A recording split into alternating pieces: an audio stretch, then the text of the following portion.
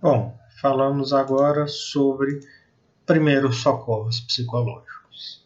E o que são os primeiros socorros psicológicos? São técnicas projetadas para mitigar o efeito do estresse agudo e auxiliar aquelas pessoas a ter lidar com aquilo de uma maneira um pouco mais efetiva.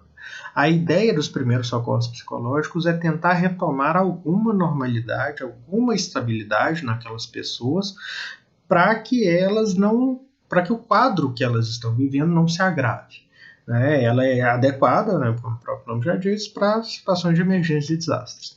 E aí um ponto que é importante de frisar é que o treinamento em psicoterapia ele não prepara ninguém para atuar nos primeiros socorros psicológicos. A psicoterapia tradicional ela pode inclusive dificultar uma recuperação psicológica pós-catástrofe. E por que eu falo isso? Porque nós saímos da faculdade sem conhecimento e tentando aplicar técnicas de consultório em situações de emergência e desastres, a gente acaba criando mais problemas e criando mais complicações para aquelas pessoas. Tem uma técnica, né, esse método RAPID da Universidade Johns Hopkins para primeiros socorros psicológicos, que é uma sigla que significa isso. Né? A primeira etapa é rapport, escutativa, a segunda etapa é avaliação, a terceira etapa priorização, a quarta intervenção, a quinta disposição e acompanhamento. Né? Vamos falar agora sobre cada uma dessas etapas. O rapport e escuta reflexiva é a nossa primeira fase. Né? A primeira coisa que nós vamos fazer ao chegar em uma emergência ou desastre vai ser estabelecer um rapport com as pessoas afetadas. Né?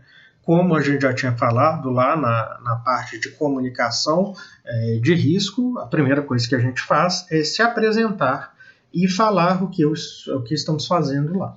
E somente após isso que a gente vai fazer alguma pergunta. Nós vamos chegar, nos apresentar, falar quem somos, de onde estamos vindo, né, por que estamos ali, e só depois que a gente pode fazer algum tipo de pergunta, que a gente pode entrar em algum assunto. E a escuta reflexiva, ela tem como pressuposto a paráfrase. O que significa isso? Que nós não vamos tirar conclusões da fala da pessoa. O que a pessoa nos fala, nós devolvemos de uma outra maneira, porque isso é uma maneira de demonstrar para a pessoa que nós estamos escutando. Né? Nós precisamos demonstrar essa vontade de escutar e de estar ali, nós precisamos valorizar o que essas pessoas têm a dizer e temos que demonstrar o desejo de ajudar na resolução de problemas. Então, tudo isso a gente tem que ser capaz de demonstrar de uma maneira, inclusive, não verbal, para que essa pessoa possa confiar na gente, que ela possa se sentir acolhida por nós. E aí o que a gente precisa fazer? Primeiro é estar presente. Né? Não tem como querer fazer uma escuta reflexiva, querer atuar em emergência e desastre se não estamos ali presentes de corpo e alma, não estamos ali completamente ligados aqui. E aí nós precisamos escutar o que a pessoa tem a falar, não importa o quão longo seja um atendimento, seja uma conversa, né? Porque isso daqui não é necessariamente um atendimento, mas nós precisamos escutar essa pessoa, temos que permitir a catarse, né? Se essa pessoa começa a chorar, se ela começa a desenvolver alguma manifestação emocional muito forte, nós temos que permitir. Né? O que nós falamos também na comunicação, que não podemos censurar manifestação de dor ou sofrimento. Né? Então a gente tem que permitir as catarses e não podemos tentar resolver um problema complexo com uma solução simples. Né? Não podemos atropelar a fala da pessoa e achar uma solução simples para um problema que, na verdade, é muito complexo. Né? Todos os problemas que nós lidamos nessas situações são muito complexos e a gente tem que considerar toda essa complexidade. Bom, e aí o segundo ponto que nós temos, que é a avaliação de necessidades, em que nós temos que identificar as necessidades básicas, tanto físicas quanto psicológicas. Né? Aquela primeira etapa da pirâmide, né, que é as necessidades básicas das pessoas. Na avaliação de necessidades vai ser aqui que a gente vai fazer que vai tentar descobrir, né, quais são as necessidades e como ajudar. E essa identificação das necessidades, ela é derivada dessa conversa, envolvendo a própria narrativa do sobrevivente. Né? Nós vamos deixar uma conversa ampla, sem fazer perguntas muito específicas, para que essa pessoa possa falar. Né? Não é preencher um questionário, essa pessoa tem uma história para contar, então nós vamos deixar que ela fale. Né? Nós vamos fazer perguntas específicas em relação a alguns detalhes do evento e algumas perguntas específicas sobre as reações para poder entender melhor alguns pontos. Mas nós não vamos interromper a narrativa deles para fazer perguntas objetivas. Né? Nós vamos tentar entender o quadro geral, vamos tentar entender como aquela pessoa está reagindo. E isso a gente faz através dessa conversa, que ela é guiada, mas as perguntas específicas, elas são em um segundo momento. Né? Primeiro a pessoa fala, nos conta o que aconteceu, e depois nós vamos fazendo essas perguntas específicas sobre o evento e sobre as reações dele.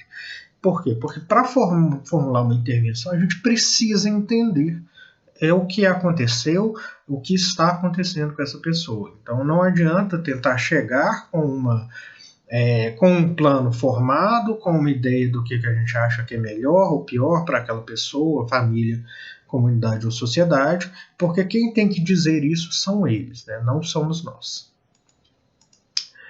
Aí aqui, quando a gente está fazendo essa avaliação das necessidades, nós vamos ter 3 tipos de pessoas, né? Nós podemos classificá-las em 3 grupos.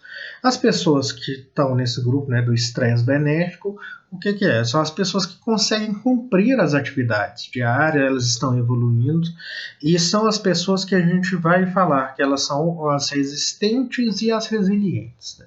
E para essas pessoas a gente vai observar, a gente não vai tomar nenhuma ação específica em relação a elas. Né? Nós vamos classificá-las e avaliá-las de tempos em tempos.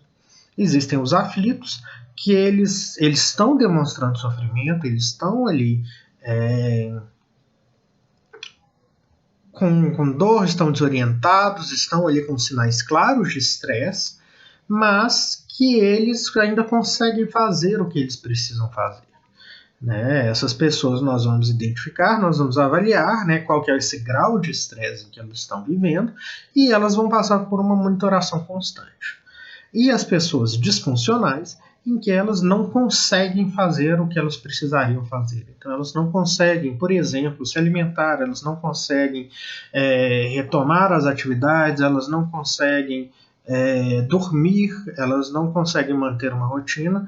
Essas pessoas nós vamos identificar, avaliar e agir. Né? Essas pessoas vão necessitar de uma ação imediata da nossa parte.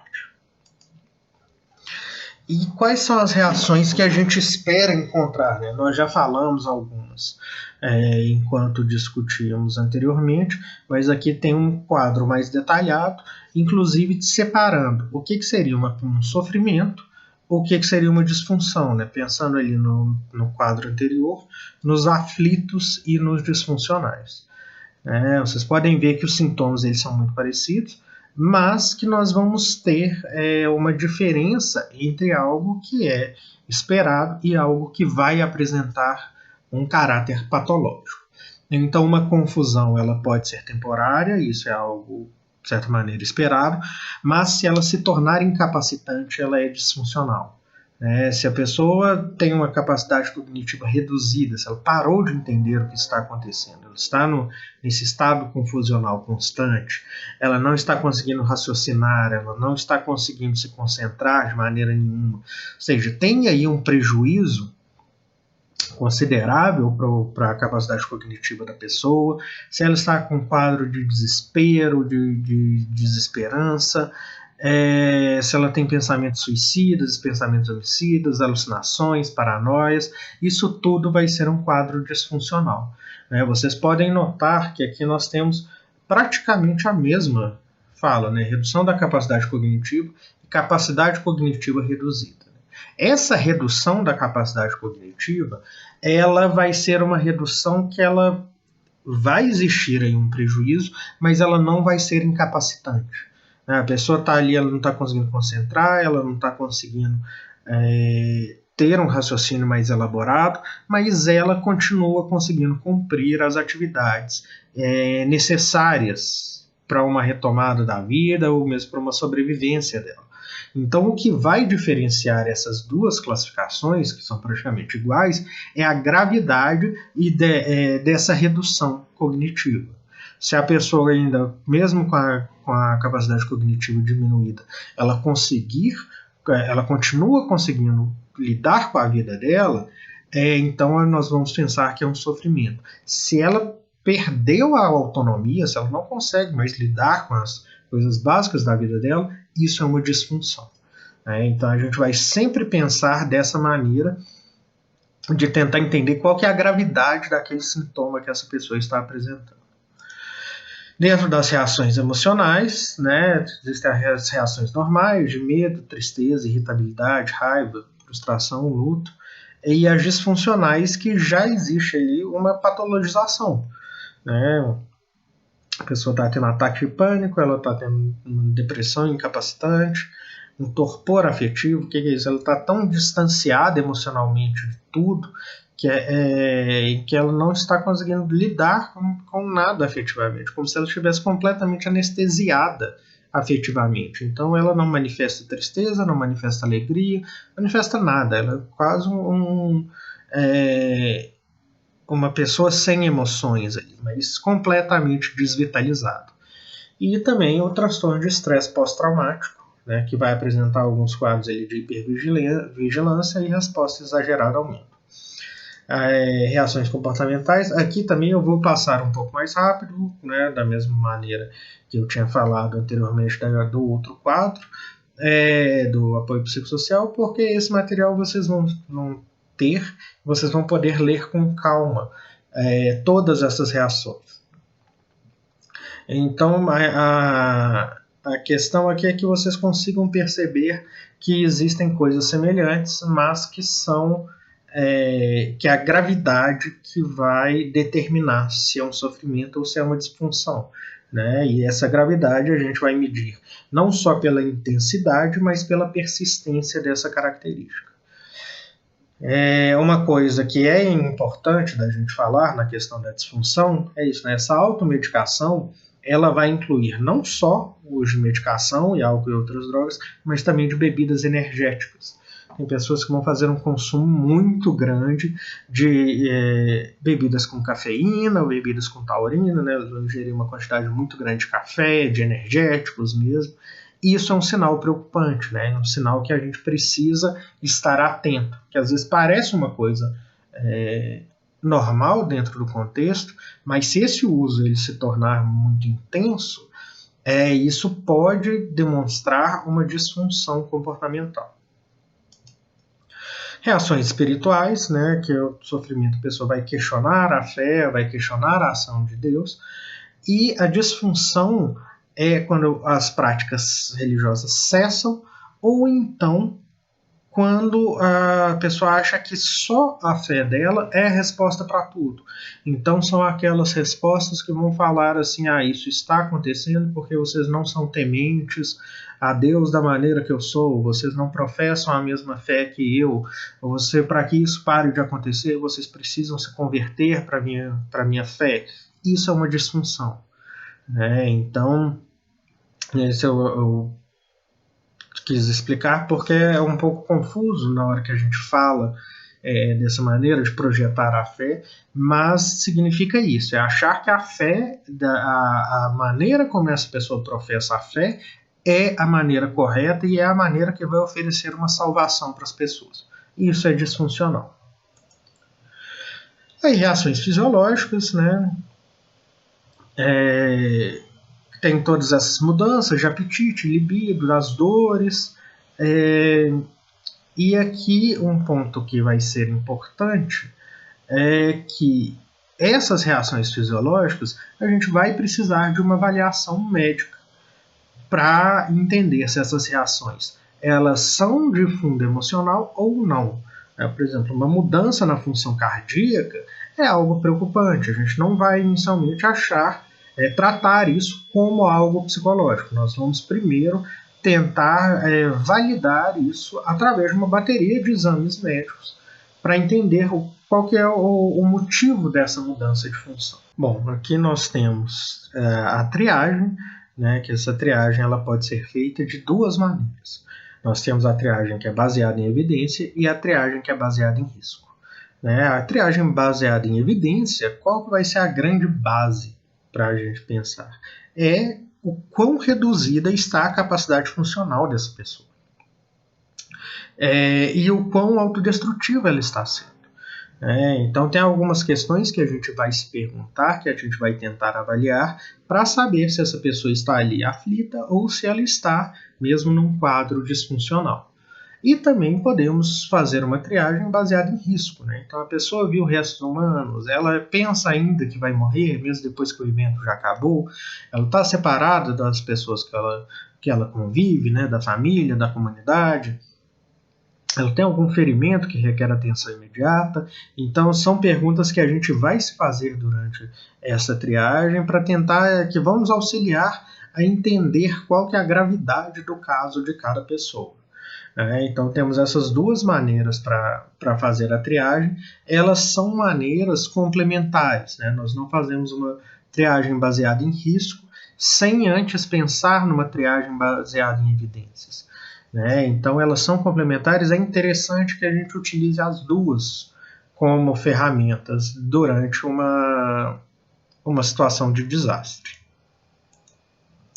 Aí a intervenção é como que a gente intervém com as pessoas. Né?